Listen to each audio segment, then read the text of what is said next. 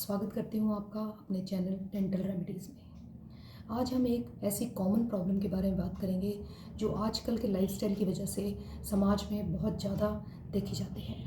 यह है diabetes. Diabetes में शुगर लेवल्स हाई हो जाते हैं, जिसकी वजह से बॉडी में कहीं चोट लगी हो, मुंह में कोई अल्सर हो, दांत निकलवाया हो, उसकी हीलिंग डिले हो जाती है, यानी कि देर लगती है। पिछले साल 2022 में अगस्त में अमेरिकन डेंटल जर्नल में एक शोध आया था। उसके अकॉर्डिंग अगर कोई डायबिटिक पेशेंट किसी भी वजह से किसी हॉस्पिटल में एडमिट है और उसकी डेंटल कंडीशन यानी कि ओरल हेल्थ अच्छी नहीं है, तो एक नॉर्मल पेशेंट के कंपैरिजन में वो हफ्ता 10 दिन ज़्यादा एडमिट रहता है। तो ये एक अलार्मिंग बात है, यानी कि डायबिटिक पेशेंट्स को अपने मुंह में अपनी ओरल हेल्थ का बहुत बहुत ख्याल रखना होगा। आपको किस तरीके की प्रॉब्लम्स पेश आ सकती हैं डायबिटिक पेशेंट्स को? डायबिटिक पेशेंट्स में जो आपके मसूड़े हैं उनमें से खून आ सकता है। आपके मसूड़े ढीले पड़ जाते हैं, जिसकी वजह से एक्सुडेट यानी पस पड़नी शुरू हो जाती है। पस पड़ने से जो हड्डी दांत को पकड़ती है वो ढीली पड़ जाती है या गल जाती है और दांत हिलने लगते हैं। मुंह से बदबू आने लगती है। कभी कभी मुंह में ड्राइनेस भी देखी जाती है।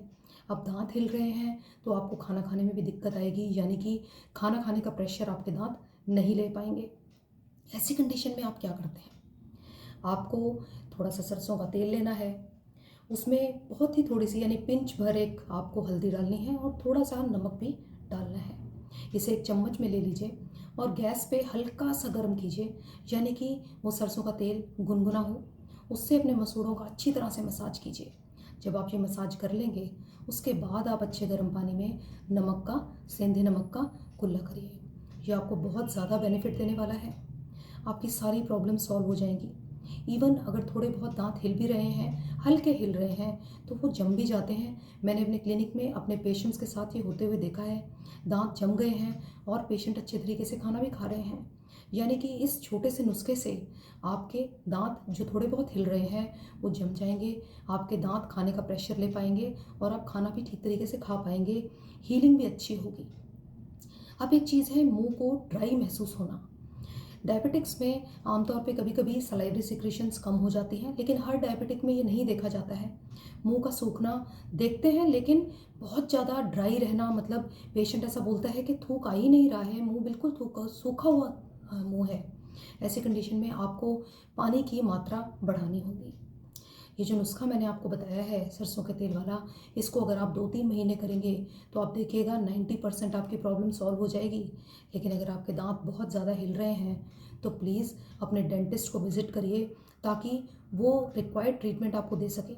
अगर आपका कोई एक दांत मुंह में बहुत ज़्यादा हिल रहा है तो आपको उसे निकलवा देना चाहिए, क्योंकि होता क्या है कि डायबिटिक्स में अगर कोई एक दांत हिल रहा है और उसे नहीं निकलवाया गया है तो साथ वाले दांत भी धीरे धीरे हिलने लगते हैं। बेटर है कि एक ही दांत निकलवाया जाए और उसे रिप्लेस करवा लिया जाए। अगर आपके सारे दांत बहुत ज़्यादा हिल रहे हैं और आप डायबिटिक हैं तो प्लीज़ वेट मत करिए, सारे दांत निकलवा दीजिए और उसकी रिप्लेसमेंट यानी कि डेंचर लगवा लीजिए, या आप इम्प्लांट्स भी प्लेस करवा सकते हैं।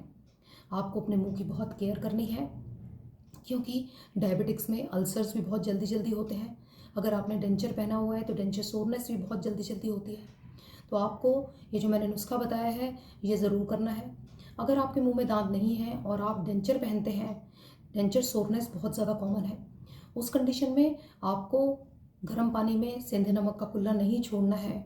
अगर आपको गर्म पानी या नमक उन छालों में उस सोरनेस में लग रहा है तो उस कंडीशन में आप मीठा सोडा ले सकते हैं।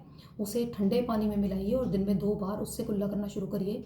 या आप आपका ये मीठा सोडा ले सकते हैं, उसमें थोड़ा सा पानी मिला के उसका एक पेस्ट बनाइए और उसे अपने छालों पर लगाइए। उससे भी बहुत ज़्यादा बेनिफिट होता है। उसके बाद मसूड़ों को थोड़ा रेस्ट दीजिए और उसके बाद डेंचर लगाइएगा। अगर ये जानकारी आपको पसंद आ रही हो तो प्लीज़ डेंटल रेमेडीज़ को फॉलो कीजिए और इस जानकारी को ज़्यादा से ज़्यादा लोगों तक पहुंचाइए। जल्दी ही मिलती हूँ।